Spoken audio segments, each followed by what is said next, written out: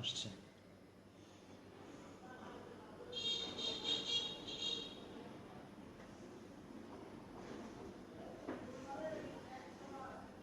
Line তো ঠিক আছে, ঠিক আছে। আসসালামু আলাইকুম রহমতুল্লাহি তাআলা ওয়া বারাকাতুহু। সাউন্ড ক্লিয়ারলি যাচ্ছে কিনা এবং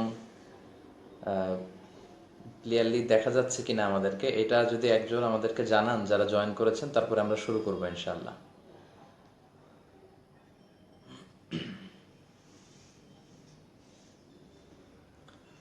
চারজন ভিউ অলরেডি হচ্ছে, হ্যাঁ, লোকজন দেখতে শুরু করছে। আমাদের সাউন্ডটা ক্লিয়ার আপনাদের কাছ পর্যন্ত পৌঁছছে কিনা এবং ক্লিয়ারলি দেখা যাচ্ছে কিনা, এটা যদি কমেন্টে একজন জানান তাহলে আমরা শুরু করবো আর কি ইনশাআল্লাহ। 11 জন জয়েন করছে। জি মোহতারাম, দেখা যাচ্ছে, শোনা যাচ্ছে, আলহামদুলিল্লাহ। জি, তাহলে আমরা শুরু করি। আসসালামু আলাইকুম ওয়া রাহমাতুল্লাহি তাআলা ওয়া বারাকাতুহু। নাহমাদুহু ওয়া নুসাল্লি আলা রাসূলিহিল কারীম, আম্মা বা'দু, ফাআউযু বিল্লাহি মিনাশ শাইতানির রাজীম। বিসমিল্লাহির রহমানির রহিম। কাছে কিংবা দূরে, দেশে কিংবা প্রবাসে, যে যেখানে বসেই আজকে আমার এই পেজটিতে, মিজানুর রহমান আজহারীর এই পেজটিতে জয়েন করেছেন, আপনাদের সবাইকে জানাচ্ছি আন্তরিক শুভেচ্ছা এবং অভিনন্দন। আহলান ওয়া সাহলান ওয়া মারহাবান বিক ফি হাযাল লিকা আত-তাইয়্যিব আল খালিস।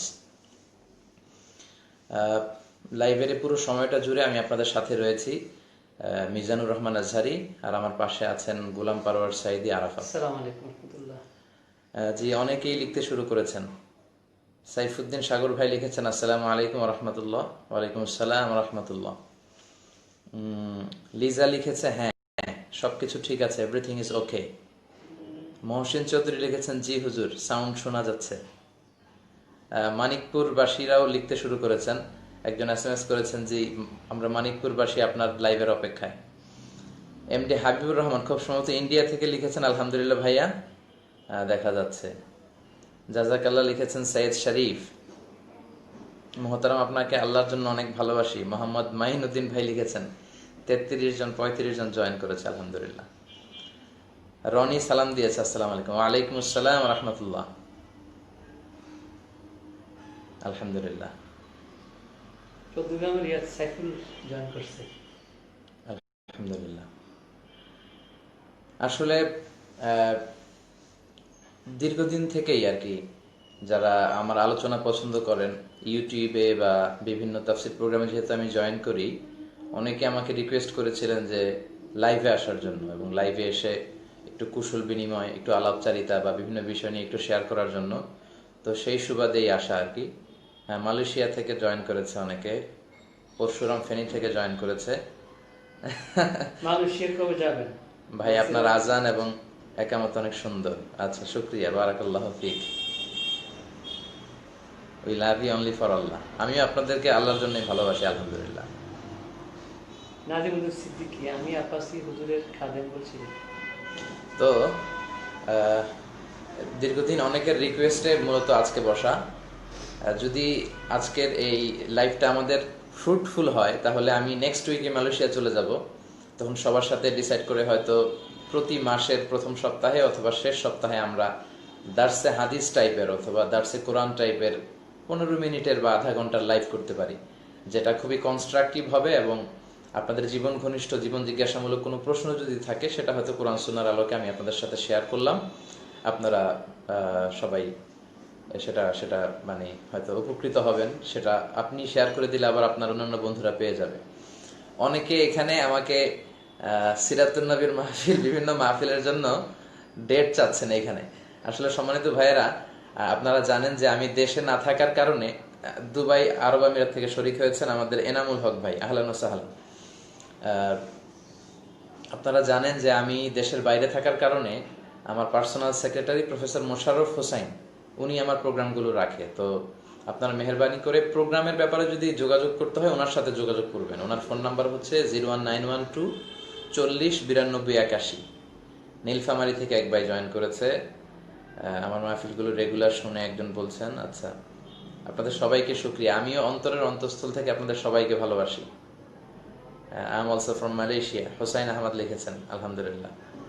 তো 01912 40 92 81 এই নাম্বারে আপনারা যোগাযোগ করলে আমি কবে দেশে আসবো বা কবে থেকে প্রোগ্রাম নিচ্ছি, রমাদানের ফার্স্ট উইকে যদি যোগাযোগ করেন ইনশাল্লাহ আপনারা জেনে যাবেন। সম্মানিত ভাইয়েরা অনেকেই জয়েন করেছেন, সবাইকে সুস্বাগতম। কয়েকটি ছোটখাটো বিষয় নিয়ে আপনাদের সাথে আমি শেয়ার করব। প্রথমত হচ্ছে আমার একটা ডিসক্লেইমার আছে। আমার একটা ডিসক্লেইমার হচ্ছে যে আমি ডক্টর নই। অনেকেই আমাকে ভালোবেসে বিভিন্ন জায়গায় ফেসবুকে স্ট্যাটাস দেওয়ার সময় কিংবা মাহফিলের পোস্টারে অনেকে লিখে ফেলেন যে ডক্টর মিজানুর রহমান আজহারি, কিন্তু আমি এখনো ডক্টর হইনি। আমি পিএইচডি শুরু করেছি, মাই PhD research is going on. 1 বছর শুধু শেষ হয়েছে, আরো 2 ইয়ার্স টু গো, 2 বছর লাগবে পুরো পিএইচডিটা শেষ করতে আর কি। তো আমি সকলের কাছে অনুরোধ করব, যখন আমার পিএইচডিটা কমপ্লিট হবে, নিয়ম হচ্ছে একাডেমিক কোনো টাইটেল ব্যবহার করার জন্য সে পুরোপুরি টাইটেলটা যখন অর্জন হয়ে যায়, পুরোপুরি কোর্সটা শেষ হয়ে যায়, আমার যেহেতু বাই রিসার্চ 3 বছর আমার রিসার্চ কমপ্লিট হবে, আরো 2 বছর পরে পিএইচডি শেষ করার পরে আমাকে মানে ডক্টর বলে অ্যাড্রেস করা যাবে, সম্বোধন করা যাবে। তার আগে একাডেমিকলি এটা ঠিক না।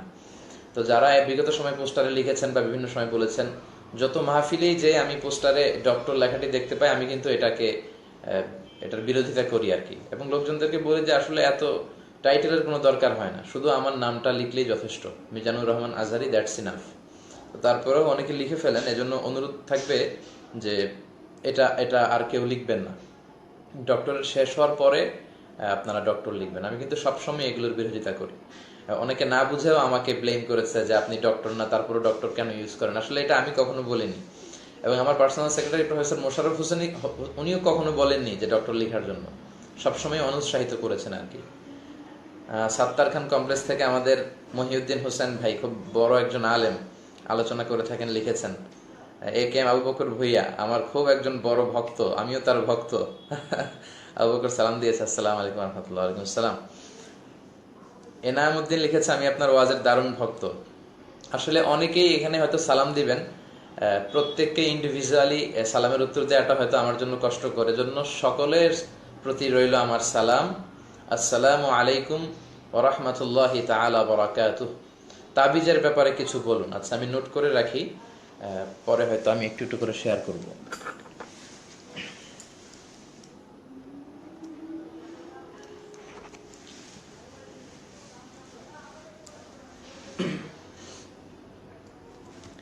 জি, আপনি কোন বিষয়ের উপর পিএইচডি করতেছেন? The psychological aspect of human behaviour in the holy Quran. Allah এক এক মানুষকে এক এক ধরনের পার্সোনালিটি দিয়েছেন, পার্সোনালিটি টাইপসটা ভিন্ন হয়। তো এই যে মানুষ কখনো রেগে যায়, বিভিন্ন সার্কামস্ট্যান্সে মানুষ বিভিন্ন ধরনের রিয়্যাক্ট করে, মানুষের ইননেট ক্যারেক্টারিস্টিক্স, অ্যাকোয়ার্ড ক্যারেক্টারিস্টিক্স, এগুলো মহাগ্রন্থ আল কোরআন কিভাবে বিভিন্নভাবে উল্লেখ করেছে, বিভিন্ন ভার্সে, বিভিন্ন আয়াতে, এটার উপর আমার একটা রিসার্চ। আর আমি এমফিল করেছিলাম এমব্রয়োলজির উপর, ভ্রূণতত্ত্বের উপর, how the little embryo develops in mother womb, মায়ের পেটে বাচ্চার ভ্রূণটা কিভাবে ডেভেলপ করে। একটি ইসলামী সঙ্গীত হবে কিনা একজন লিখেছেন। হ্যাঁ, ইনশাআল্লাহ, আমি টুকে রাখছি, একটি ইসলামী সঙ্গীত হবে ইনশাআল্লাহ। সবই হবে।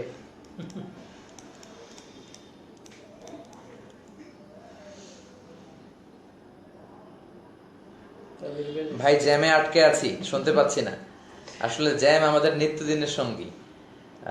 এটা আসলে সরকারের পক্ষ থেকে যদি ভালোভাবে ইনিশিয়েটিভ নেওয়া না হয় তাহলে এটা দূর করা সম্ভব না। আনোয়ার হোসেন ভাই বাহরাইন থেকে যুক্ত হয়েছেন, শুক্রিয়া। জি, তো প্রথমত ডক্টর এর বিষয়টাকে তো আমি ডিসক্লেম করলাম। দ্বিতীয়ত হচ্ছে আজকে 21শে ফেব্রুয়ারি, 21st ফেব্রুয়ারি, এটা হচ্ছে ইন্টারন্যাশনাল মাদার ল্যাঙ্গুয়েজ ডে হিসেবে গোটা বিশ্বে পালিত হয়।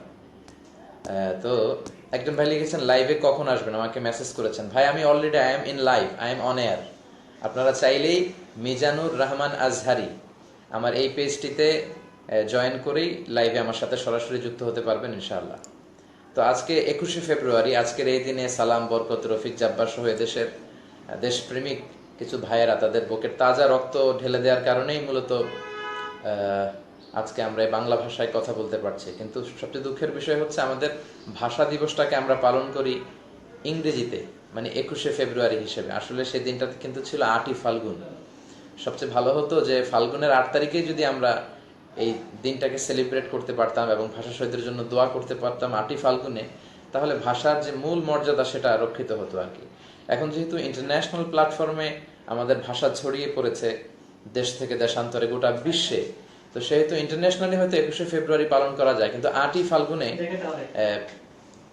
ফাল্গুনে হয়তো আমাদেরকে আমাদের বাংলাদেশে আমরা চাইলে কিন্তু পালন করতে পারি না। তো এজন্য ভাষা শহীদ পাশাপাশি মুক্তিযোদ্ধা যারাই দেশের জন্য রক্ত দিয়েছেন সবাইকে আমরা সবার জন্য দোয়া করি। তাদের যদি কোনো গুনাহ থেকে থাকে আল্লাহ যেন সেগুলো মাফ করে দেয়, তাদেরকে আল্লাহ জান্নাতের উচ্চ মাকাম দান করে, আমিন।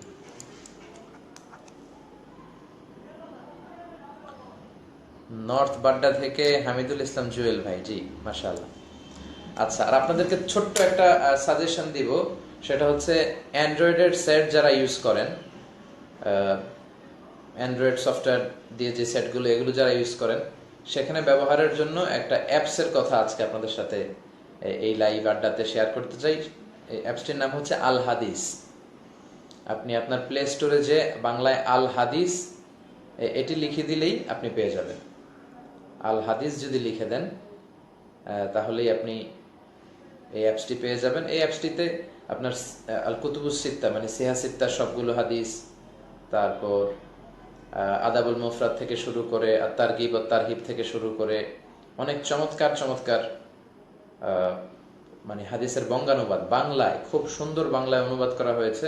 আপনারা এই অ্যাপস নিলে আপনাদের অবসর সময় আপনারা যখন গাড়িতে করে কোথাও যাচ্ছেন বা ফ্রি টাইম, আপনাদের লেজার টাইম পিরিয়ড আপনারা পার করছেন, তখন যদি আপনারা যুক্ত হন, তখন যদি মানে এই অ্যাপটা খুলে আপনারা পড়তে শুরু করেন খুব সহজেই বাংলা ভাষায়, প্রতিদিন একটি করে হাদিস পড়লে দেখা যাবে যে মাসে 30টি হাদিস আপনি পড়ে ফেলতে পারছেন আর কি। জি, আরো কিছু কমেন্ট করি। জি, অ্যাপ স্টোর কি পাবো না? হ্যাঁ, অ্যাপসে আপনি প্লে স্টোরে যে পাবেন, অ্যাপেলের ওখানেও আশা করি পাবেন। হ্যাঁ, এটা পাওয়া যাওয়ার কথা। বাংলা হাদিস লিখে আপনাকে সার্চ দিতে হবে বাংলায়। বারাকাল্লাহ গজলটা ইউটিউবে পাই না কেন? বারাকাল্লাহ গজলটা আমি পার্সোনালি আপলোড তো আমি দেই না, লোকজন দেয়। তবে আমি দেখেছি কে যেন আমার কোনো একটা মাহফিলের মধ্যে মেহের জাইনের বারাকাল্লাহ গানটা গাওয়া হয়েছে, সেখান থেকে কেটে কেউ দিয়ে দিয়েছে আর কি ইউটিউবে। আপনি ইউটিউবে আমার নামে যত ভিডিও পান এগুলো যদি একটা একটা করে দেখেন আপনি সেটাও পেয়ে যাবেন। আচ্ছা, বারাকাল্লাহ গানও একটু করে আপনাদের সাথে শেয়ার করবো ইনশাআল্লাহ।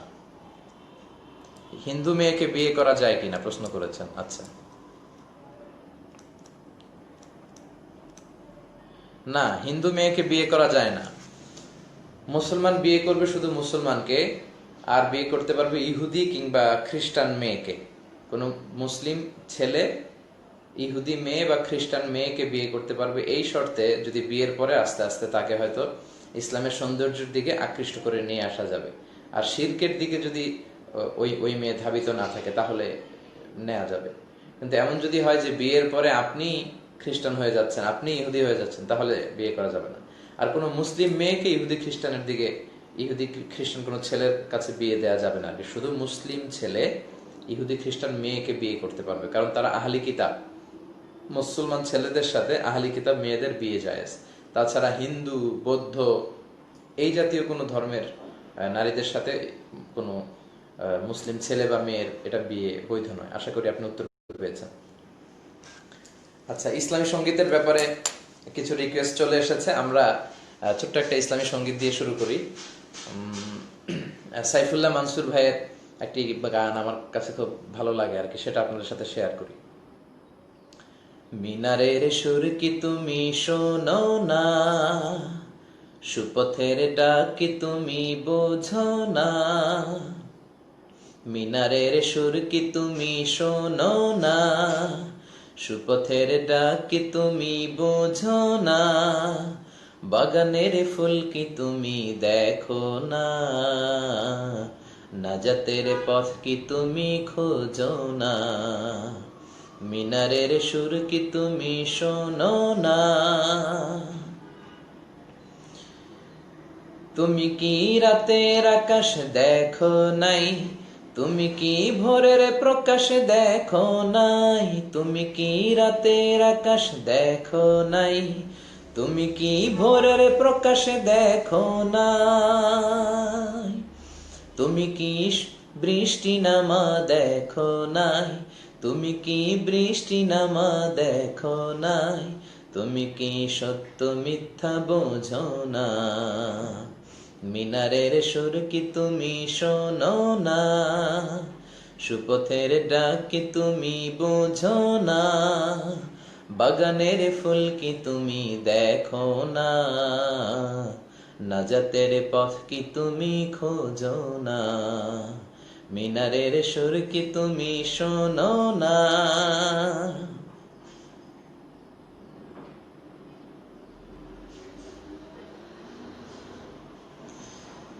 তুমি কি মাঠ দেখনি ফসল ভরা, দেখনি বৃক্ষ কেমন সবুজ করা, তুমি কি মাঠ দেখনি ফসল ভরা, দেখনি বৃক্ষ কেমন সবুজ করা, পাখিদের গান কি তুমি শোনো না,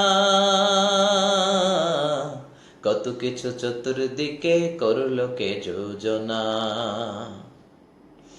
তুমি কি দেখতে চোখে পাও না, তুমি কি বাতাসে বুকে নাও না, তুমি কি দেখতে চোখে পাও না, তুমি কি বাতাসে বুকে নাও না,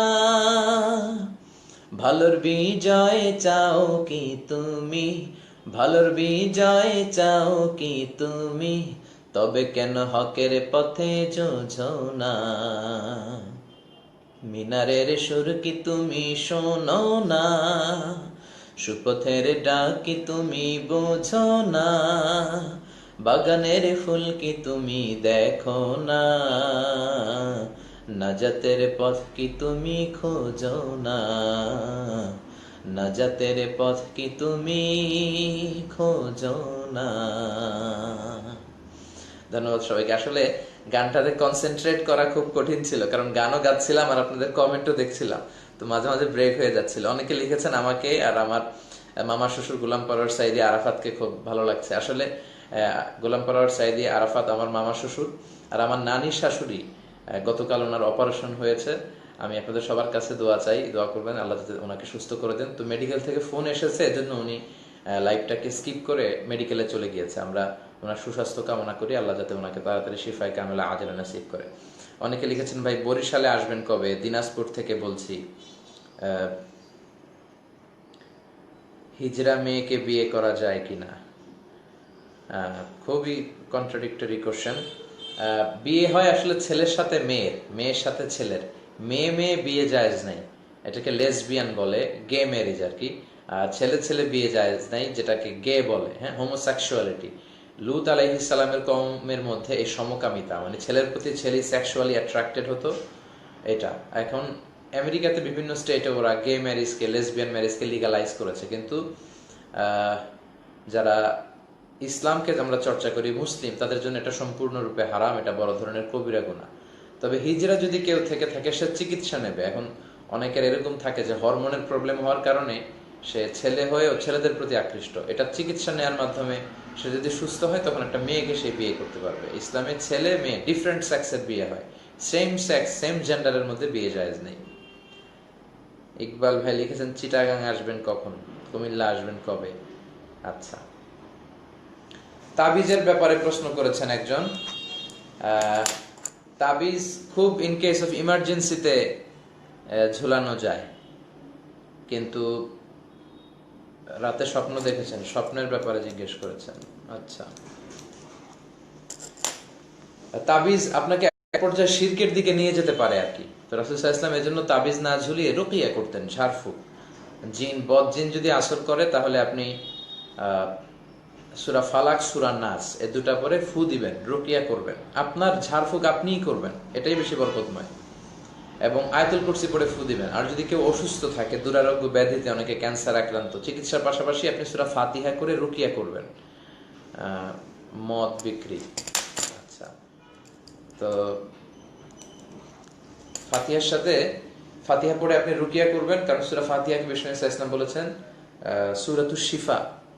বিশ্বনবী সূরা ফাতিহা পড়ে ফু দিয়েছেন, অনেকে সুস্থ হয়েছে, হাদিসে পাওয়া যায়। কিছু সাহাবারা সফরের মধ্যখানে বুখারীর বর্ণনায় মরুভূমিতে একজন লোককে সাপে দংশন করেছিল, তাকে সূরা ফাতিহা দিয়ে রুকিয়া করে আল্লাহ তাকে সুস্থ করেছেন, এগুলো পাওয়া যায়। তো আহ, আপনারা রুকিয়া করবেন, তাবিজ নয়। আচ্ছা, স্বপ্নের ব্যাপারে প্রশ্ন করেছেন একজন। স্বপ্ন, মুমিনের স্বপ্ন কিন্তু গুরুত্বপূর্ণ। মুমিনের স্বপ্ন এটা নবুয়তির একটা অংশ, নবুয়তির 46 ভাগের 1 ভাগ, খুব সম্ভবত এরকম হাদিসে এসেছে। পাক্কা মুমিন যারা, যারা সালাত আদায় করে, যারা আল্লাহর ওলি, এরকম মুমিন যারা, তাদের স্বপ্নটা গুরুত্বপূর্ণ। স্বপ্ন অনেক সময় অর্থবহ হয়। তো অনেকেই স্বপ্নের ব্যাপারে জিজ্ঞেস করেছেন। স্বপ্নের ব্যাপারে সবচেয়ে স্পেশালিস্ট সাহাবী নবী ছিলেন সাইয়েদনা ইউসুফ আলাইহিস সালাম। তাবিরুর রুইয়া, তিনি স্বপ্নের ব্যাখ্যা জানতেন, ওনার বাবার কাছ থেকে উনি এটা শিখেছিলেন। এবং সাহাবাদের মধ্যে সবচেয়ে ভালো স্বপ্নের ব্যাখ্যা জানতেন সাইয়েদনা আবু বকর রাদিয়াল্লাহু আনহু। আর তাবিঈদের মধ্যে জানতেন মুহাম্মদ ইবনে সিরিন। এজন্য ওনার একটা স্বপ্নের বই আছে তাবিরুল আহলাম নামে, মুহাম্মদ ইবনে সিরিনের। তো এটা মাজার সম্পর্কে জানতে চেয়েছে অনেকে। এজন্য স্বপ্নটা গুরুত্বপূর্ণ।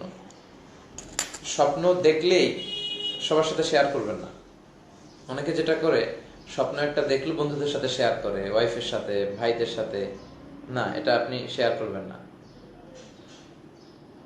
আমার আলোচনা বালাগাত ফাসাহাত ভালো লাগে, স্টাইল ভালো লাগে, অনেক শুকরিয়া। জি, বিতিরের সালাত কয় রাকাত জিজ্ঞেস করেছেন।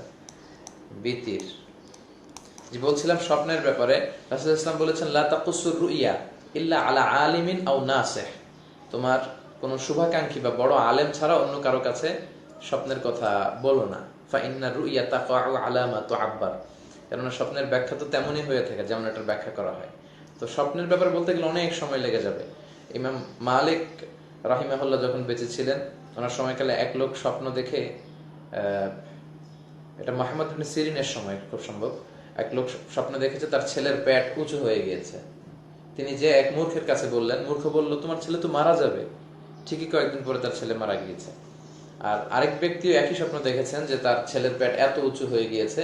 তিনি এই স্বপ্নটা নিয়ে মুহাম্মদ ইবনে সিরিনের কাছে খুব সম্ভব যে বললেন। তো মুহাম্মদ ইবনে সিরিন বললেন তোমার ছেলে তো অনেক বড় আলেম হবে। পরবর্তীতে তার ছেলে অনেক বড় যুগশ্রেষ্ঠ আলেম হয়েছিল।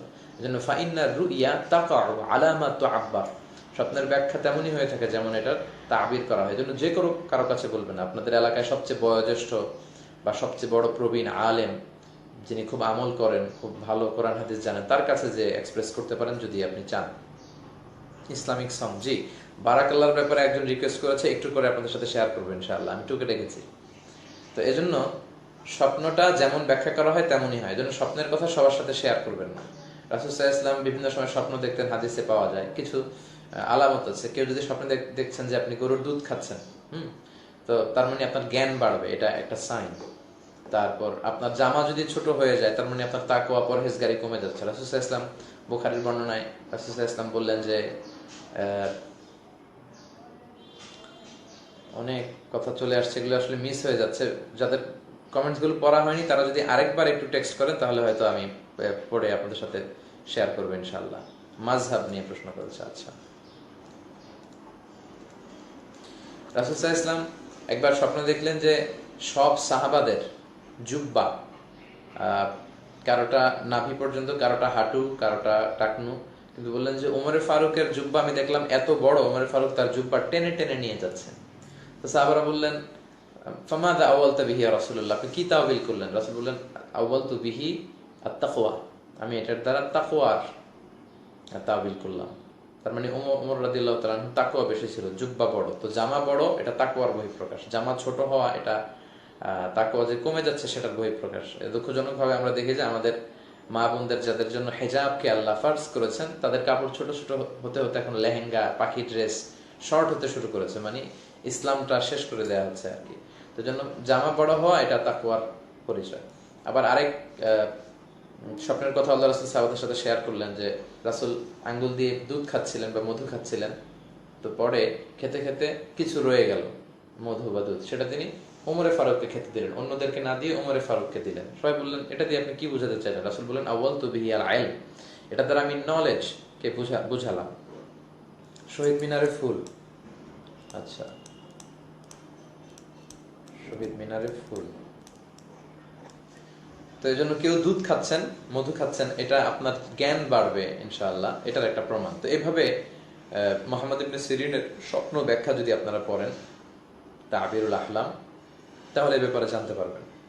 মদ না, মদের ব্যবসা করা যাবে না, মদকে তো কমপ্লিটলি ইসলাম হারাম করে দিয়েছে। রেড ওয়াইন বলেন, অ্যালকোহল, হুইস্কি যেগুলি বলেন কোনোটাই করা যাবে না।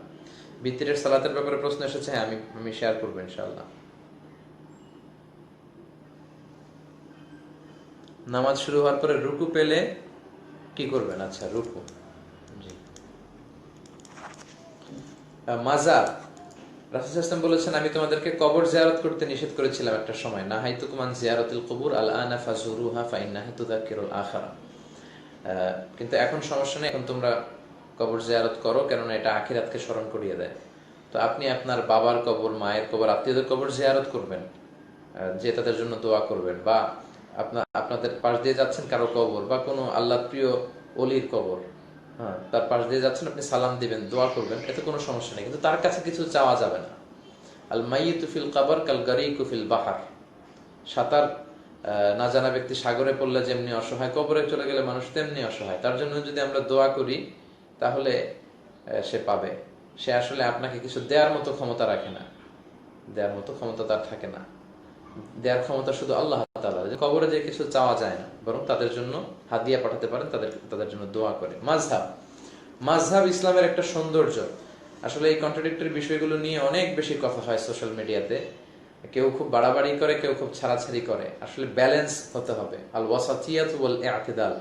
আমাদের মধ্যে এই পারস্পরিক সম্মান দেয়া, সহনশীলতাটা খুব কম। প্রিয় ভাইয়েরা, আবারও আমি বলছি, সহনশীলতা এটা ইসলামের একটা সৌন্দর্য। আপনাকে সহনশীল হতে হবে। হ্যাঁ, কিয়ামতের দিন আল্লাহ জিজ্ঞেস করবেন না যে তুমি কি হানাফি ছিলা না মালিকি ছিলা, এটা না। আল্লাহ বলবেন যে কোরআন সুন্নাহর আলোকে আহকামগুলো মেনেছো কিনা। তো সেটাই তো মাযহাবের আলোকে মানা হয়। মাযহাব ইসলামের একটা সৌন্দর্য। কেউ যদি মাযহাব না মেনে আপনি বলেন যে আমি কোরআন হাদিসে এত বেশি দখল অর্জন করেছি, কোনো মতামত মানার দরকার নেই, আমি নিজেই মানতে পারি, ইটস ওকে। আপনি যদি এত বড় স্কলার হন, মুজতাহিদ হন, আপনি মানতে পারেন।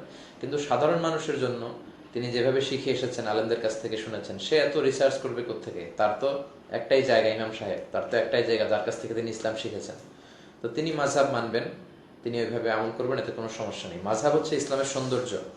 আর যারা মাযহাবের আলেম ছিলেন, এরা গোটা বিশ্ব জয়ী আলেম ছিলেন। তাদের একজনকে এক পাল্লায় রাখলে আর আমাদের সবাইকে আরেক পাল্লায় রাখলে ওনাদের পাল্লা ভারী হয়ে যাবে।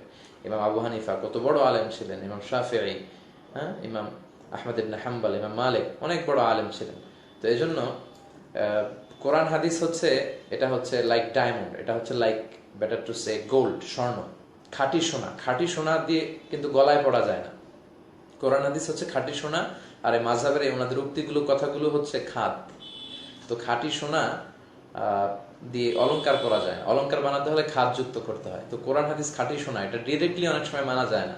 এটা বুঝতে হলে আলেমদের কথার মধ্য দিয়ে, সাহাবাদের কথার মধ্য দিয়ে, তাবেঈদের কথার মধ্য দিয়ে, ওলামায়ে মুতাকাদ্দিমিন মুতাআখিরিনদের কথার মধ্য দিয়ে, তাদের কথাগুলো নিয়ে খাদ যুক্ত করে এটাকে জুয়েলারি বানিয়ে অর্নামেন্টস করে তারপরে পড়তে হয়। এজন্য মাযহাব হচ্ছে ইসলামের একটা সৌন্দর্য। আমাদের সবাইকে একমতের উপর ফিট হয়ে যেতে হবে, স্যুট করতে হবে, এটা ঠিক না। সবাইকে এক ড্রেস পড়তে হবে, একইভাবে ভাবতে হবে। বৈচিত্র্যের মধ্যেই ঐক্য খুঁজতে হবে। বৈচিত্র্যটাও কিন্তু একটা সৌন্দর্য। সবাই একরকম চিন্তা করবে না। আবদ্ধ জায়গায় উলঙ্গ হয়ে গোসল করা যাবে কিনা? হ্যাঁ, যাবে, তবে এটা মুরুয়াতের খেলাফ। লুঙ্গি পরে বা কিছু একটা দিয়ে আপনার প্রাইভেটসকে ঢেকে রেখে গোসল করতে পারাটা ভালো, তবে এটা জায়েজ আছে। আচ্ছা, রুকু, জি, রুকু পেলে রাকাত পাওয়া হয়। তবে অনেকে রুকু ধরার জন্য দৌড় দেয়, বিষ্ণু এটা নিষেধ করেছেন। বিষ্ণু বলেছেন আস্তে আস্তে যাবা। ইদা উকিমাতিস সালাতু ফালা তাতুহা তাসআউন ওয়া আতুহা তামশুন। যদি একামত হয়ে যায়, দৌড় দিয়ে যাবে না, হেঁটে হেঁটে যাবে, ধীরস্থির ভাবে। ফামা আদরাকতুম ফাসাল্লু ওয়া মা আতাকুম ফাতিমু। যা পাবে ওটা পড়বে, যেটা হারাবে ওটা তুমি পরে আদায় করে নেবে। অনেকে দেখে যে রুকুটা হয়ে যাচ্ছে, তো একটা দৌড় দেয়। অনেকে দৌড়াতে যে টাইলসের মসজিদে পায়ে ওজোর পানি ছিল, পিছলা খেয়ে পড়ে পাও ভেঙেছে, এরকম স্টোরি আমার জানা আছে। তো এই জন্য দৌড় দেওয়া যাবে না, আপনি হেঁটে হেঁটে যাবেন। হেঁটে হেঁটে যেয়ে আস্তে আস্তে শরীর খাবেন। কারণ আপনি কার সামনে দাঁড়াচ্ছেন? আপনি মালিকুল আমলাক, রাজা দিরাজ, সব রাজার রাজা, মহারাজা আল্লাহ রাব্বুল আলামিনের দরবারের সামনে যে দাঁড়াচ্ছেন, তাকে আপনি হাজিরা দিচ্ছেন। তো ওখানে যদি খুব দ্রুত যে আপনি শরীর হন নামাজে, আপনি তো ব্রেথ ইন ব্রেথ আউটটা খুব তাড়াতাড়ি হবে, হাঁপাবেন। তো আপনি যখন হাঁপাচ্ছেন, তখন আপনি কিভাবে খুশু খুদু মেনটেন করবেন? এই জন্য আস্তে আস্তে যাবেন। সিগারেটের ব্যাপারে প্রশ্ন,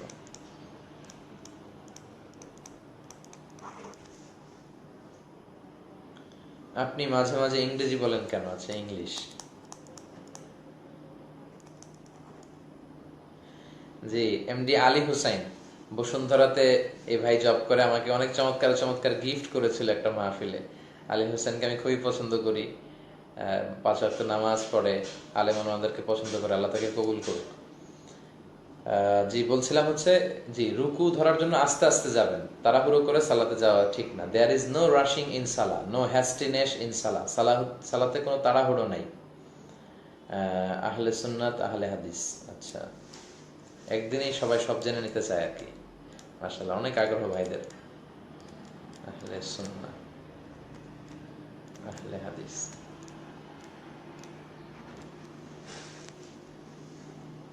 জি। তো রুকু যদি পেয়ে যান আপনি রাকাত পাবেন, তবে শর্ত হচ্ছে অ্যাটলিস্ট এক তাসবিহ পরিমাণ ইমামের সাথে পেতে হবে। সুবহান রাব্বিয়াল আযীম এতটুকু পড়লেন, তারপরে ইমাম বলল সামি আল্লাহু লিমান হামিদা, আপনারা দাঁড়ালেন, তাহলে আপনি ওই রাকাত পেয়েছেন।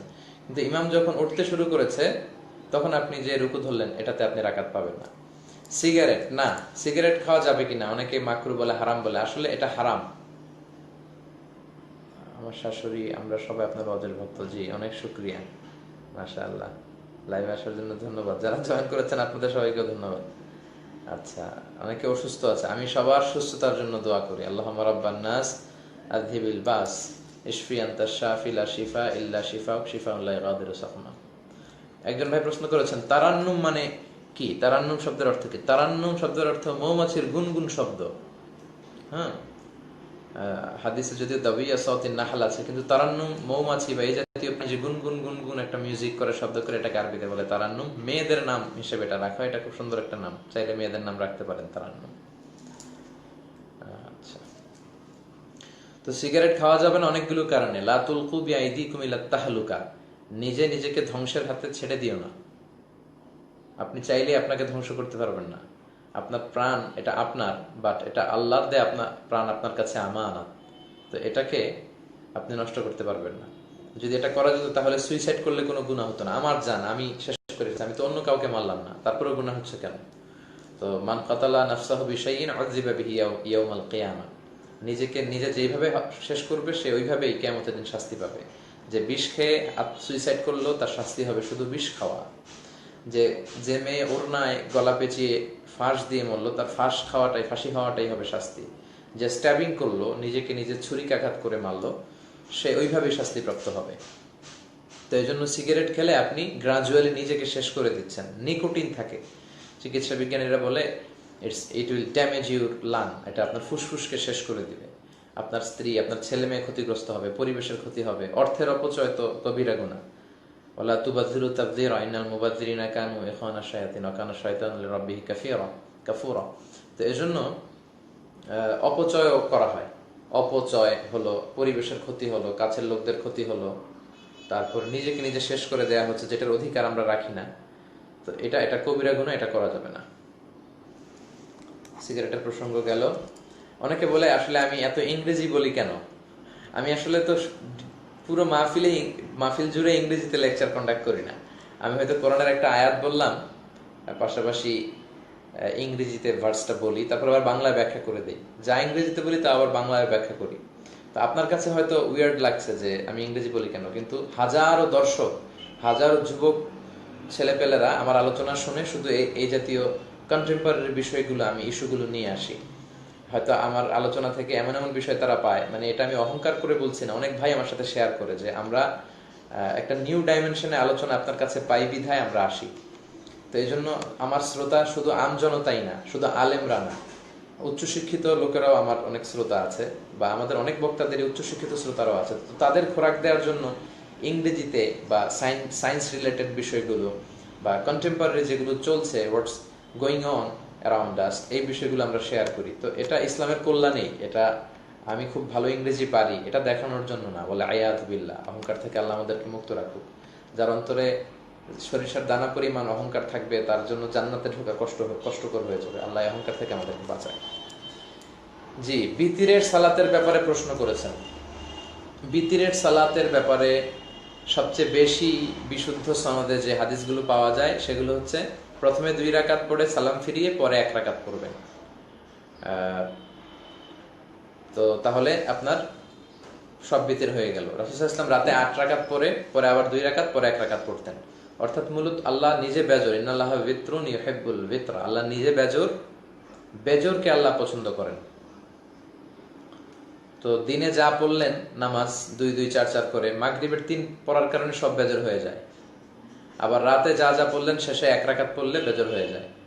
তো প্রথম কথা হচ্ছে যে আপনি 2 রাকাত পড়ে সালাম ফিরাবেন, তারপর দাঁড়িয়ে 1 রাকাত পড়বেন, সবচেয়ে বেশি বিশুদ্ধ। এরপরে যেটা বিশুদ্ধ পাওয়া যায় সেটা হচ্ছে 3 রাকাত একসাথে পড়ে ফেলবেন, দ্বিতীয় রাকাতে বসবেন না, বসবেন শেষবারে বসবেন। আচ্ছা, আর কুনুত কখন পড়বেন? রুকুর আগে না পড়ে? ইয়াকনুতু বাদা রুকু ক্বাবলা রুকু, দুটোই হাদিসে আছে। আমরা হানাফি স্কুল অফ থটে যেটা পড়ি এটাও হাদিসে আছে। অনেকে বলে এগুলো হাদিসে নাই, না আছে, আপনি পড়বেন। আপনার পড়ার সীমাবদ্ধতা থাকার কারণে আপনি যদি বলেন না হানাফিরা যা আমল করে কিছুই হাদিসে নাই, এটা ভুল হবে। আপনি ইয়ে পড়েন, কি বলে, নাসবুর রয়া পড়েন, আলা তাখরিজে হিদায়া, হেদায়ার যে হাদিসগুলো এনেছে হানাফি স্কুল অফ থটের উপর, কোন হাদিসের ভিত্তিতে ওনারা মাসালা করেছেন, ইসলামবাদ করেছেন, সব আপনি পাবেন ওখানে। কাবলার রুকু বা আদার রুকু আছে, হাত তুলে আছে, হাত তোলা ছাড়া আছে, সবভাবে আল্লাহ রসুল করতেন। তাহলে প্রথমে বললাম 2 রাকাত পড়ে সালাম ফিরিয়ে পরে 1 রাকাত। দ্বিতীয় পদ্ধতি বললাম 3 রাকাত একসাথে, বৈঠক হবে শুধু শেষের বৈঠক। আর তৃতীয় পদ্ধতি আমরা হানাফিরা যেভাবে পড়ি, মাগরিবের থেকে ভিন্ন হলেই হবে। অনেকে বলে হানাফিরা যেভাবে বেতের পরে এটা মাগরিবের চেয়ে মতো হয়ে যায়, মাগরিবের চেয়ে মত থেকে ভিন্ন হয় না। এটা কে বলেছে? মাগরিবে তো আমরা কুনুত পড়ি না, মাগরিবে তো আবার আল্লাহু আকবার বলে তাকবীর পড়ি না, হানাফিরা তো এটা পড়ে। তো এতেই কিন্তু ভিন্ন হয়ে যায়। আল্লাহ আমাদেরকে বোঝার তৌফিক দান করুন। শহীদ মিনারে ফুল দেয়া যাবে কিনা? ফুল দিলে আসলে একটা শ্রদ্ধা দেখানো হয়, কিন্তু এটাও এক ধরনের শিরকি কাজের দিকে চলে যায় আস্তে আস্তে। কারণ নূহ আলাইহিস সালামের জামানায় যেটা হয়েছিল, এভাবেই তারা শ্রদ্ধা দেখাতে যে আস্তে আস্তে শিরকির দিকে ধাবিত হয়েছিল। তো এটা ঠিক না। আর আমরা বাংলাদেশে যত ফুলের গার্ডেন আছে সব ফুলগুলো এনে তাদের শহীদদের যে মিনার স্তম্ভ ওখানে রেখে দিলে আসলে তাদের কিছু যায় আসে না। বরং ওখানে দাঁড়িয়ে যদি আমরা সূরা ফাতিহা পাঠ করে তাদের জন্য ক্ষমা চাই, তাদের জন্য আল্লাহর কাছে তাদের পক্ষ হয়ে ইস্তেগফার করি, এতে তাদের উপকার হবে। তো যেটাতে আসলে তাদের উপকার হয় সেটা না করে অন্যান্য গান বাজনা ফুল দিয়ে আসলে কোনো লাভ হবে না। আল্লাহ আমাদেরকে বোঝার তৌফিক দান করুন। এরপরে আহলে সুন্নাত এবং আহলে হাদিস।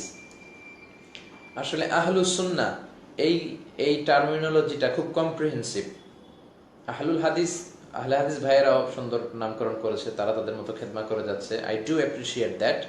বাট আহলুল হাদিস থেকে আহলুস সুন্নাহ নামটা বেশি শামিল, বেশি চমৎকার। কারণ সুন্নার ভেতরে হাদিস আছে, আবার সব হাদিসের ভেতরে সুন্নাহ নাই। এজন্য আহলুস সুন্নাহ ওয়াল জামাআহ এগুলো হাদিস থেকে নিয়ে, রাসূলের ট্র্যাডিশন থেকে নিয়ে চুজ করা। কিন্তু বাংলাদেশে হয়ে গেছে ভিন্ন। বাংলাদেশে অনেকে নিজেকে দাবি করতেছে সুন্নি, ও রাসূলের সুন্নাতের কোনো কাজই নেই। তুমি কি সুন্নি তাহলে? রাসূল যেভাবে ইবাদত করেছেন, তুমি যদি আশিকে রাসূল হও তাহলে পুঙ্খানুপুঙ্খের উপর রাসূলের রেখে যাওয়া সুন্নাহ, এগুলোর সাথে তো আপোষ করা যাবে না, এগুলো সবচেয়ে বেশি মানতে হবে। সুন্নাহ সবচেয়ে বেশি ভায়োলেট করে যারা, এরা হয়ে যাচ্ছে সুন্নি, এটা ঠিক না। অনেকে লিখছে যে স্যার ইংলিশে চলবে। তো প্রায় প্রিয় ভাই দেখুন যে মানুষের পারসেপশনটা পার্সন টু পার্সন ভ্যারি করে। আপনাদের অনেকের কাছে মনে হচ্ছে আপনি ইংরেজি বলবেন না, কিন্তু অনেকে বলছে যে ভাই শুধু ইংরেজিতেই বলেন। সো এজন্য ব্যক্তি বিশেষে মানুষের রুচি চাহিদা এটা ডিফার করে আর কি, ভিন্ন হয়। এজন্য সবার বিষয়গুলো খেয়াল রেখে আমরা এভাবে আলোচনা করার চেষ্টা করি। উত্তর ছোট করে দিলে ভালো হয়, যে আসলে লম্বা উত্তরের কারণে আপনাদের অনেকের কথা পড়া হচ্ছে না। তো আহলুস সুন্নাহ নামটা ভালো, কিন্তু তাদের মধ্যে সুন্নাতে সবকিছু থাকতে হবে। আর আহলে হাদিস ভাইয়েরা, ওনাদের সবচেয়ে ভালো দিক হচ্ছে যাচাই বাছাই করে বলেন, পড়েন, কথা বলেন, কিন্তু একটু কট্টর, অ্যাপ্রোচিংটা একটু স্ট্রং। ঠিক আছে?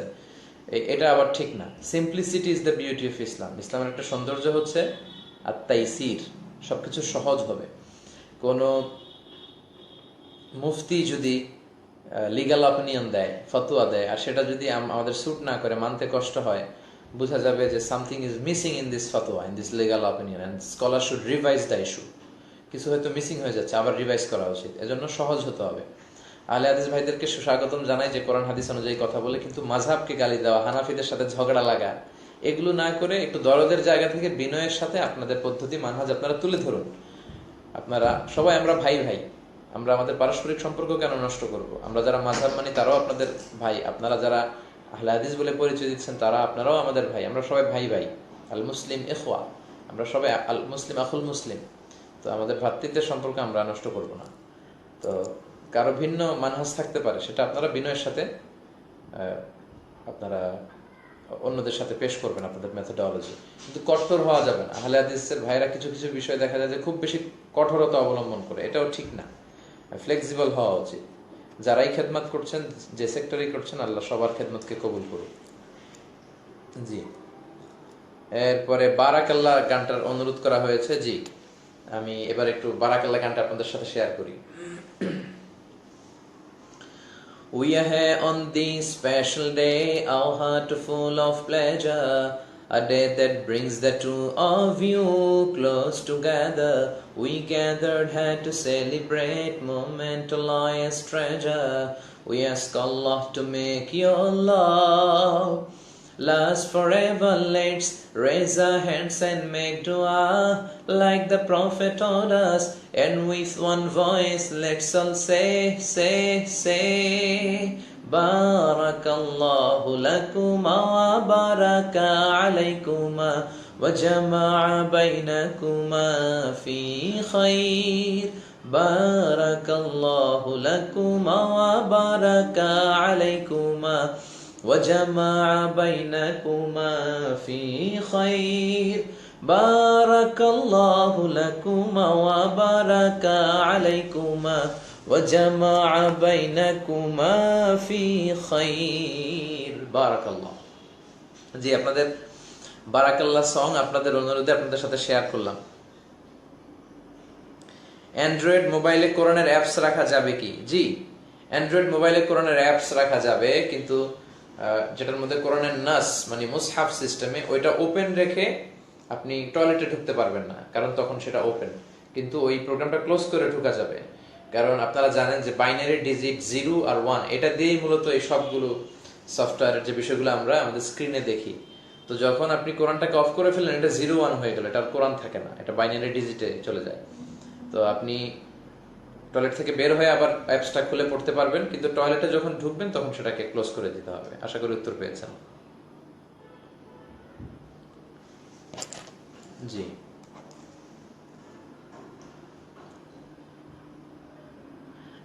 আমার টুপিটা নাকি অনেক সুন্দর, শুক্রিয়া।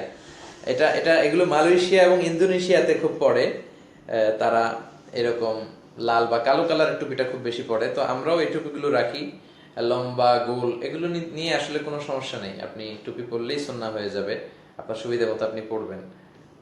কোরআনকে কোরআন শরীফ বলা যাবে কিনা এক ভাই প্রশ্ন করেছেন, নাম হচ্ছে শরীফ হোসেন। ও আচ্ছা, ওনার নামও শরীফ। কোরআনকে কোরআন শরীফ বললে কোনো গুনাহ হবে না, বলা যাবে, কারণ শরীফ শব্দের অর্থ ভালো, সম্মানিত কোরআন। কিন্তু আমি সাজেস্ট করি যে কোরআনে কোথাও কোরআনকে কোরআন শরীফ বলা হয়নি। শরীফের চেয়েও আরো সুন্দর সুন্দর কিছু নামে আল্লাহ কোরআনের নাম দিয়েছেন। তো আল্লাহ যে নামগুলো পছন্দ করলেন, আমরা সেগুলো পছন্দ করব না কেন? আমাদের তো সেগুলোই পছন্দ করা উচিত। আল্লাহ কোরআনকে বলেছেন কোরআনে কারীম, কোরআনে মাজিদ, কোরআনে হাকিম। তো কোরআন শরীফ না বলে আপনি ওগুলো বলেন, তাহলে কোরআন থেকে নেয়া চুজ করা শব্দগুলো ব্যবহার করা হলো, এবং সেগুলোই উত্তম আমি মনে করি।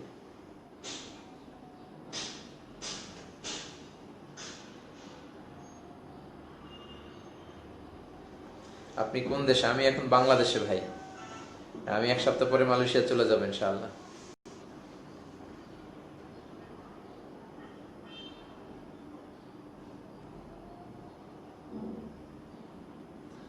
জাকির নায়েকের ব্যাপারে অনেক প্রশ্ন আপনারা করছেন। উনি আসলে কম্পারেটিভ রিলিজিয়ান, তুলনামূলক ধর্মতত্ত্ব, সমাজ পরিবর্তনের যুবকদের কথা। আচ্ছা, তুলনামূলক ধর্মতত্ত্বের একজন স্পেশালিস্ট, এবং ওনার আলোচনাগুলো শুনলে আসলে অবাক লাগে। আল্লাহ ওনাকে খুব শার্প একটা মেমোরি দিয়েছেন, কোথায় কোরআনের কোথায় কোন চ্যাপ্টারে কোন ভার্সে কি আছে, বাইবেলের কোন চ্যাপ্টারে কি আছে, ত্রিপিটকের কোন ভার্সে কি আছে, মহাভারতের জিন্দাবেস্তার কোথায় কি আছে, সব উনি বলতে পারেন। খ্রিস্ট ধর্মের কোনো পণ্ডিত বসে থাকলে ফাদাররাও চুপ করে ওনার সামনে বসে থাকে, হিন্দু ধর্মের গুরুরাও চুপ করে বসে থাকে, মানে অন্যান্য ধর্মের ব্যাপারে এতটা তার দখল। তো উনি তো আমাদের পুরো মুসলিম উম্মার জন্য একটা অহংকার, যে উনি ইসলামের বাস্তবতাকে, ইসলাম যে একটা ইউনিভার্সাল রিলিজিয়ন, ধর্ম, এটাকে গোটা বিশ্বের সামনে উনি তুলে ধরেছেন। মালয়েশিয়াতে উনি আসে, আমাদের সাথে দেখা হয়, তারপর আরব বিশ্বে যায়, ইউরোপে যায়, আফ্রিকাতে যায়, এবং এক একটা গ্যাদারিংয়ে ওনার মালয়েশিয়াতে যখন এসেছিল লক্ষ লক্ষ লোকের জামায়াত হয়। তো এটা কিন্তু আমাদের জন্য একটা প্লাস পয়েন্ট। ওনার মাধ্যমে অনেক হাজার হাজার অমুসলিমরা মুসলমান হচ্ছে, আপনি সেটা দেখেন। এখন তিনি, ওনার যদি কোনো বিষয় আপনার কাছে অপছন্দ হয়, উনি প্যান্ট পরেন, শার্ট পরেন, টাই পরেন, এই বিষয়ে যদি আপনার অপছন্দ হয় তাহলে আপনি জুব্বা পরেন, সমস্যা তো নেই। আর বাস্তবতা হচ্ছে ইসলামের কোনো বেঁধে দেওয়া ড্রেস কোড নেই যে আপনাকে জুব্বাই পরতে হবে, আপনাকে চাদরই পরতে হবে বা প্যান্টই পরতে হবে, না। ইসলাম পোশাকের ব্যাপারে, ড্রেস কোডের ব্যাপারে কিছু মৌলিক নীতিমালা দিয়েছে। ওই নীতিমালাগুলো ঠিক রেখে, অক্ষুণ্ণ রেখে আপনি যে রকম মনে চায় পোশাক পরতে পারবেন। মৌলিক নীতিমালা কি? ছেলেদের জন্য নাভি থেকে হাঁটু পর্যন্ত ঢাকা থাকতে হবে, এটা হচ্ছে ছেলেদের জন্য। সিল্কের কোনো পোশাক পরা যাবে না, স্বর্ণজড়িত কোনো পোশাক পরা যাবে না। একেবারে অন্য ধর্মের প্রতীক বহন করে ক্রুশ লাগানো, খ্রিস্টানদের ক্রুশ, এরকম কোনো পোশাক পরতে পারবে না। এগুলো মেনটেন করে ছেলেরা যে কোনো পোশাক, সে জুব্বা পরতে পারবে, টি শার্ট পরতে পারবে, শার্ট পরতে পারবে, চাদর পরতে পারবে। মেয়েদের ক্ষেত্রে মেয়েদের পোশাক পাতলা হতে পারবে না, ভারী হতে হবে। মেয়েদের পোশাক টাইট ফিটিং হতে পারবে না, ঢিলা হতে হবে। মেয়েদের পোশাকে তাদের সারা শরীর, it should cover whole body, পুরো দেহটা ঢেকে রাখতে হবে। তারপর অন্য ধর্মের সাথে মিলে যেতে পারবে না। ছেলেরা মেয়েদের পোশাক, মেয়েরা ছেলেদের পোশাক পরতে পারবে না। এগুলো মেনটেন করে মেয়েরা যে কোনো ধরনের পোশাক পরতে পারবে। তো এই জন্য যদি পোশাকের যে মৌলিক নীতিমালা, এটা ঠিক রেখে আপনি শার্ট, প্যান্ট, জুব্বা যেটা মনে চায় পরতে পারবেন। কারণ বাংলাদেশে যে পোশাকটা স্যুট করে, আরবের মরুর দেশে হয়তো সেটা স্যুট করবে না, আরব দেশে যেটা স্যুট করে জাপানে হয়তো সেটা স্যুট করবে না। এই জন্য পোশাকের বিষয়টা আল্লাহ আমাদের সহজের জন্য সুনির্ধারিত করে দেন নাই। প্রিয় ভাইয়ের, একটা জিনিস খেয়াল রাখবেন, ইউরিদুল্লাহু বিকুমুল ইউসরা ওয়ালা ইউরিদু বিকুমুল উসরা। আল্লাহ তোমাদের জন্য সহজ চান, কঠিন চান না। দেখা যাচ্ছে যে আল্লাহ সহজ করে দিয়েছেন, আমরা এটা নিয়ে বাড়াবাড়ি করি। আমি মাঝে মাঝে বলি যে আল্লাহ ছাড় দেয় কিন্তু মৌলবী ছাড় দেয় না, এটা ঠিক না। ইসলামে যেটা ছাড় দিয়েছে, যতটুকু রুখসাত দিয়েছে, আর রুখসাতু হাদিয়াতুম মিন হাদাই আল্লাহ ফাখুযু হাদিয়াতা রাব্বিকুম, এই রুখসাতটা, ছাড় দেওয়াটা, এটা আল্লাহর পক্ষ থেকে একটা গিফট। তো এই গিফট আপনি নেবেন না কেন? আপনি শুধু শুধু এই বিষয়টা নিয়ে কড়াকড়ি করবেন কেন, যেখানে ইসলাম ছাড় দিয়েছে, আল্লাহ ছাড় দিয়েছে। আল্লাহ আমাদেরকে বোঝার তৌফিক দান করুন। যুবকদের ব্যাপারে বলতে বলেছে, যুবকরা হচ্ছে ইসলামের কান্ডারি। কারণ তাদের আছে বাদ ভাঙা উচ্ছ্বাস, তাদের আছে প্রাণ শক্তি, তাদের আছে কাজ করার হিম্মত। তো এই হিম্মতটা ইসলামের কল্যাণে কাজে লাগাতে হবে। এবং রাসূল যখন ইসলামের দাওয়াত দিতে শুরু করলেন, আরকাম ইবনে দারুল আরকামের ঘরে থেকে কোরআনের বাণী পৌঁছাতে লাগলেন, যুবকরাই প্রথমে সাড়া দিয়েছে। প্রত্যেকটা যুদ্ধে মুসলিম যুবকেরা তাদের দক্ষতা, নৈপুণ্যতা দেখিয়েছে এবং রাসূলের জন্য তারা সবকিছু স্যাক্রিফাইস করেছে। এজন্য যুবকরা ইসলামের অনেক কল্যাণে তারা নিজেদেরকে বিলিয়ে দিয়েছে। এজন্য যুবকরা যদি কোনো ভালো কাজের ইনিশিয়েটিভ নেয়, ওটাতে বারাকা হয় খুব বেশি। বিশ্বনবী নিজেও যুবকদেরকে খুব পছন্দ করতেন, আমিও যুবক ভাইদেরকে পছন্দ করি। যুবক ভাইদের অ্যারেঞ্জমেন্টে যে তাফসীর প্রোগ্রামগুলো হয়, আমি ওখানে গেলে খুব স্বতঃস্ফূর্ত একটা ভাব পাই, খুব মন থেকে ভালো লাগে। আচ্ছা, মালয়েশিয়া থেকে অনেকে জয়েন করেছেন। অনেকের কমেন্টগুলো আসলে পড়া হয়নি, কারণ আমি যখন আলোচনা করছিলাম বা আপনাদের প্রশ্নের উত্তর করছিলাম, অনেক প্রশ্ন হয়তো চলে গিয়েছে। আপনারা ক্ষমা সুন্দর দৃষ্টিতে দেখবেন। আবার যদি আপনি লিখেন, হয়তো সেটা আপনাদের সাথে শেয়ার করা যেতে পারে। একজন লিখেছেন, আমার বাবা কি করেন? আমার বাবা, উনি আগে একটা এয়ারো গ্রুপ অফ ইন্ডাস্ট্রিজের কমার্শিয়াল ম্যানেজার ছিলেন, দীর্ঘ সময় আগে আর কি। তারপর থেকে রিটায়ার্ড, এখন ওই রকম কিছু করেন না, অবসরপ্রাপ্ত আর কি।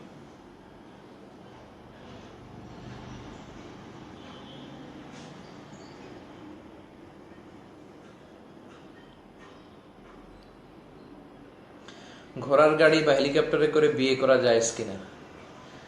শুধু বিয়ের জন্য ঘোড়ার গাড়ি আর হেলিকপ্টার কেন, যে কোনো সময় তো হেলিকপ্টার, ঘোড়া ইউজ করা যায়। এবং ঘোড়াতে তো চড়তে রাসূল উৎসাহিত করেছেন, আল্লিমু সিবিয়ানাকুম আর রিমায়া ওয়া সিবাহা ওয়া রুকুবাল খাইল। এই রুকুবাল খাইল মানে ঘোড়ায় চড়া। ইমাম মাহাদি আসলে ওনার সাথে ঘোড়ায় চড়ে জেহাদে অংশগ্রহণ করতে হবে। তো মুসলমান তো ঘোড়ায় চড়ে বিজয় ছিনিয়ে আনার জাতি, ঘোড়ায় চড়া যাবে না কেন? অবশ্যই যাবে। আপনি যদি বিয়ের জন্য ঘোড়ায় চড়তে চান, হতে পারে এটা, তবে খুব বেশি শো অফের মানসিকতা ঠিক ঠিক না, খুব বেশি লোক দেখানো, লৌকিকতা, রিয়া, এটা যাতে এসে না যায়। হেলিকপ্টারে করে বিয়ে যদি প্রয়োজন হয় আপনি মনে করেন করবেন, সমস্যা নেই, তবে এলাকায় খুব তাক লাগানোর জন্য লোক দেখানো, এই মানসিকতাগুলো পরিহার করতে পারলে ভালো, তাহলে আত্মার রোগগুলো কমে যাবে। আমাদের আত্মা আসলে নানা রোগে আষ্টে পৃষ্ঠে একেবারে জট পেকে যায়, এজন্য এগুলো থেকে বেরিয়ে আসা উচিত।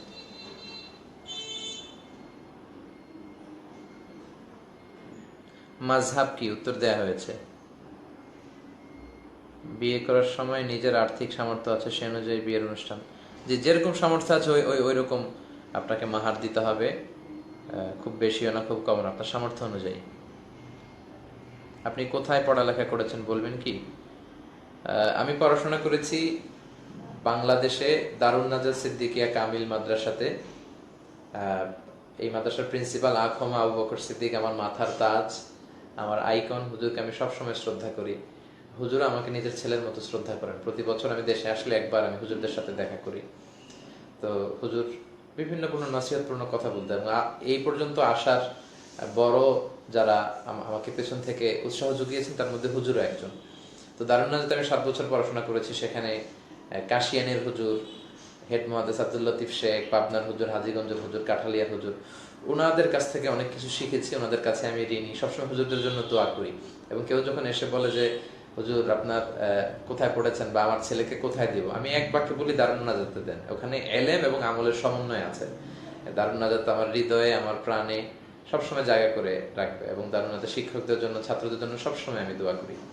এবং আমি আজকের লাইভেও বলছি যে আপনারা আপনাদের ছেলে মেয়েদেরকে দিতে চাইলে দারুন নাজাতে দিতে পারেন, ওখানে পড়াশোনার মান খুবই ভালো।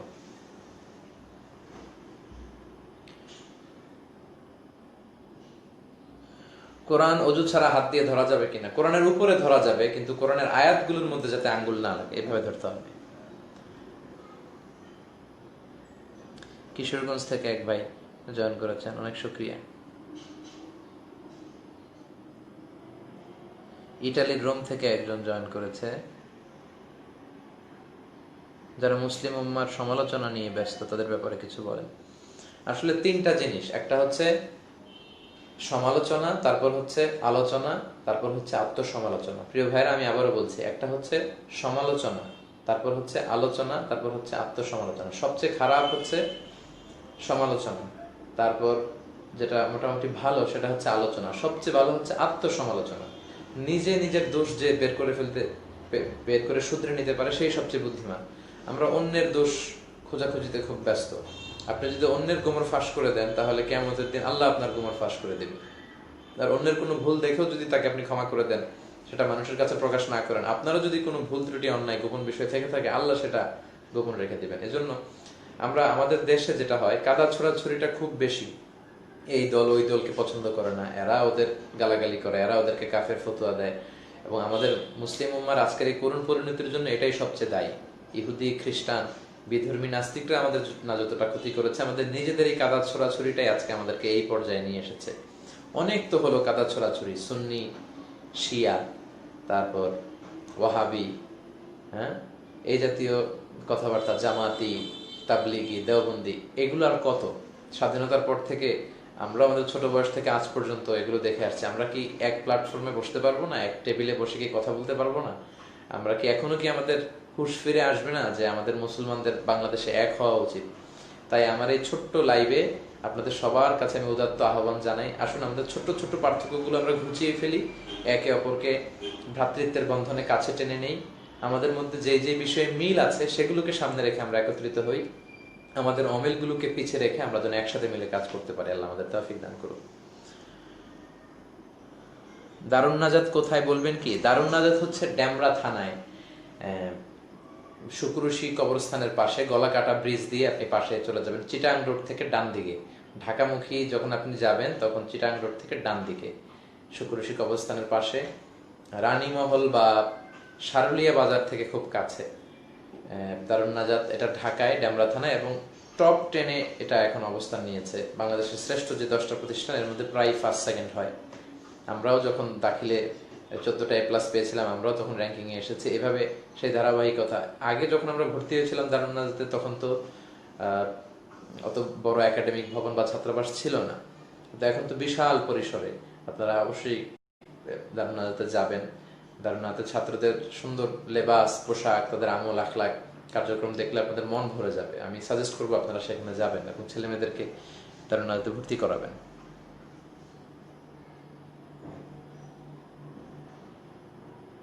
সৌদি আরবের তাবুক থেকে আবু আনাস ভাই দেখছেন। ভাই আপনাকে শুকরিয়া।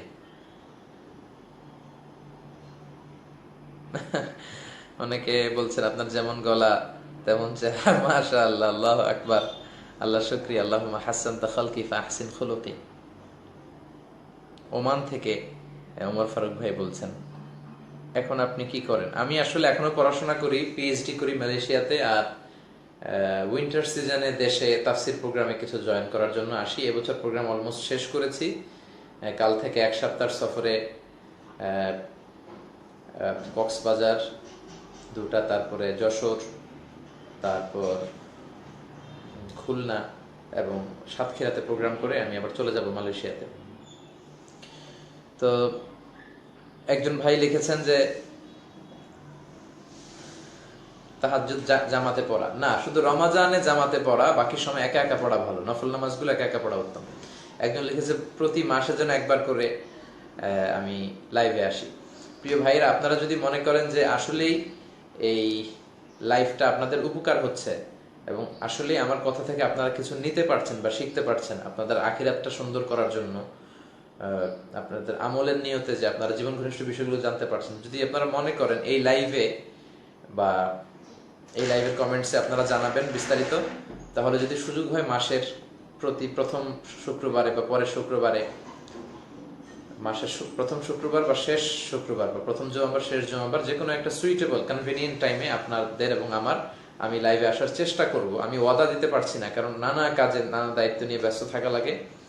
যদি সুযোগ হয়, যদি খুবই ফ্রুটফুল হয় আপনাদের কাছ থেকে, আজকে অনেক সাড়া পেলাম, প্রায় 500 জনের মতো লোক আছেন, এখন 488 জন আপনারা লাইভ শুনছেন কথাগুলো।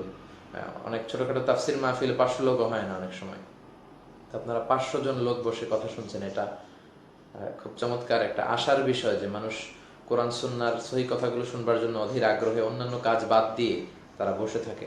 আমি আমার অন্তরের অন্তঃস্থল থেকে মোবারকবাদ জানাই আমার প্রিয় মামা গোলাম পরওয়ার সাইদি আরাফাত, ওনার আম্মা মানে আমার নানি শাশুড়ি অসুস্থ, উনি শুরুর দিকে ছিলেন, ওনার জন্য আমি দোয়া চাই। উনি থাকলে এখন আপনাদেরকে শুভেচ্ছা জানাতেন। আমার মনে হয় দীর্ঘ সময় আমরা লাইভে আলোচনা করেছি। আপনারা যদি উপকৃত হয়ে থাকেন কমেন্টে জানাবেন এবং এই লাইভটি আপনারা শেয়ার করে দিবেন আপনাদের প্রিয়জনদের সাথে, আপনাদের বন্ধুদের সাথে শেয়ার করে দিবেন। কোরআনের বার্তা পৌঁছে যাক দেশ থেকে দেশান্তরে, গোটা বিশ্বের সব জায়গায়। আমি আপনাদের সবার জন্য দোয়া করি, আমি নিজেও দোয়া চাই। আপনারা সবাই ভালো থাকবেন, সুস্থ থাকবেন, সুন্দর থাকবেন। আপনাদের সুন্দর ভবিষ্যৎ কামনায় এখানে বিদায় নিচ্ছি। আমি মিজানুর রহমান আজহারি। ভালো থাকেন, সুস্থ থাকেন, কোরআনের সাথে থাকেন। আসসালামু আলাইকুম ওয়া রাহমাতুল্লাহি তাআলা ওয়া বারাকাতুহু।